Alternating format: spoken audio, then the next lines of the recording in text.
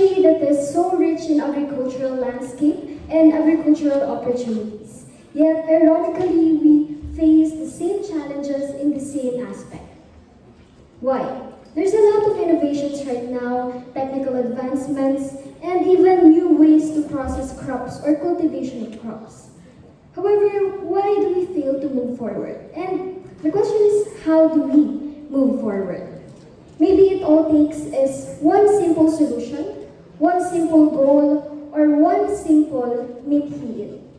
A pleasant afternoon, everyone. We are FEU Cavite, Team Tresosyo, and we are delighted to present to you our case titled Binhiin, Hybrid Rice to be directly seeded in our future.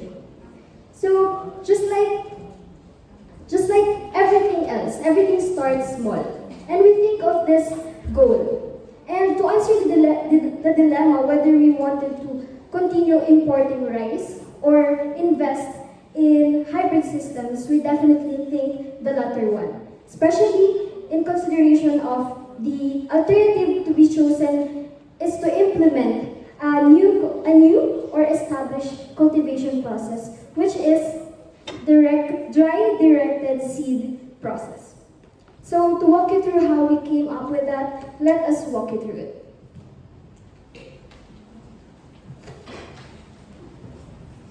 So in this case, our team takes the point of view of a strategic research and development team of a local seed production company engaged in domestic seed production. And our objective is to assess the viability of a domestic hybrid seed production ecosystem and recommend a structurally sustainable innovation to improve local competitiveness. And with this viewpoint, the problem we identified is how can the country, Philippines, invest in building a cost-efficient and strategically important domestic hybrid seed production industry. More precisely, the central issue in this case is as follows.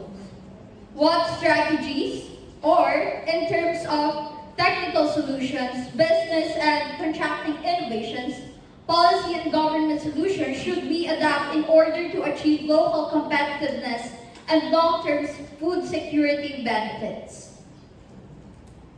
So first, for the analysis of case facts, we also considered both external and internal environmental factors.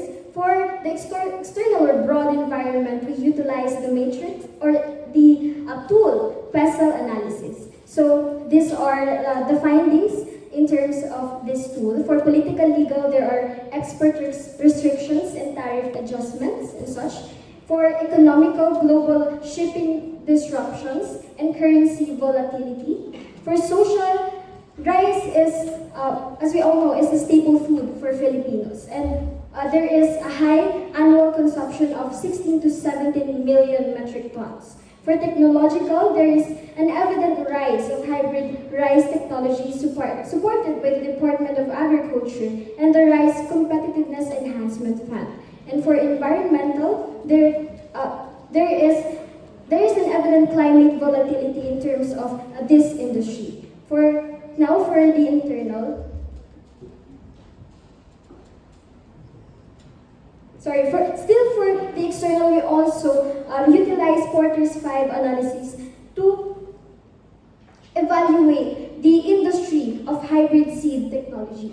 So in here, the overall conclusion is that the industry rivalry in terms of this industry is very intense. So it calls for a very brilliant solutions and also very detailed solutions, so that coming from a strategic team of a company from our point of view is that we will be able to provide solutions and alternatives for that. So for both external and internal case facts, we used it in our SWOT and TOS analysis to formulate alternatives. We analyze the strengths, weaknesses, opportunities, and threats, and we both match the internal conditions and external factors on why there's hesitation on the adoption of hybrid rice seeds. Our team identified one crucial aspect on there's hesitation. it's risk. Risk has two parts. First part, it's labor intensive. Farming needs a lot of input to gain output. Second part, it's resource intensive. Farming needs a lot of water. That's why farming is expensive. That's why we propose DDSR, or dry directly seeded rice.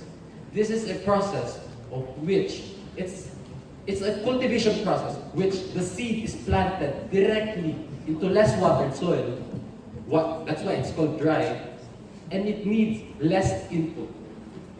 So this solves the labor-intensive issue, and it also solves the water issue. When there's typhoons, when you need a lot of resources, but you can't find enough resources to mitigate the demand. There's been a study from India where they tested a plot of land where they used HRS, or hybrid rice seeds, and they lodged the land with water. 100% of the HRS was destroyed. Where in another case, they also did it with DDSR. They lodged it with water as well, and only 25% was destroyed. The effectivity of this process is proven. We're just sharing it to you. For India, China, and other Southeast Asian countries has been adopting this technique. Then why not we do it as well? Thank you. Implementation is divided into 3 equal parts. First part is research. We want to know, or we want to conduct research on countries that applies this technique. We want to know the factors on why it is successful to them. Second part is pilot testing. Pilot testing, we want to try this in a plot of land, and we want to gauge the yield that we're going to get. So we know we can forecast the yield and the amount that we can get from a specific measurement of land. Third part is scale smart. Scale smart, we want to expand to geographic locations where it is strategically beneficial to DDSR, where there is consistent weather conditions that will drive DDSR more successful and generate more yield. In addition to that, hybrid seed production, as we advocate for, should be classified as a strategic industry, emphasizing local seed sourcing rather. Local producers, as we advocate for, need temporary protections and incentives as well. And this approach supports local producers, reduces rural poverty, and keeps public funds within communities. Moreover, it helps farmers manage costs, which enhances their competitiveness both in the short-term and long-term run.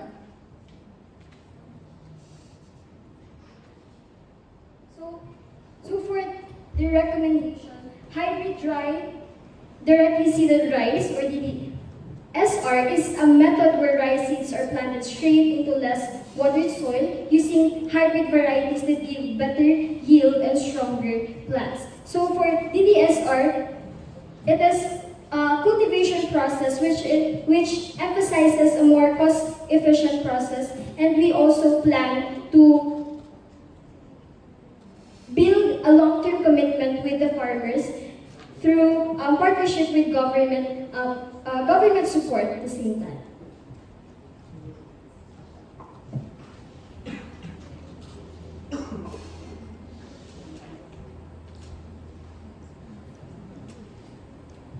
For contingency, we identified 2 major risks.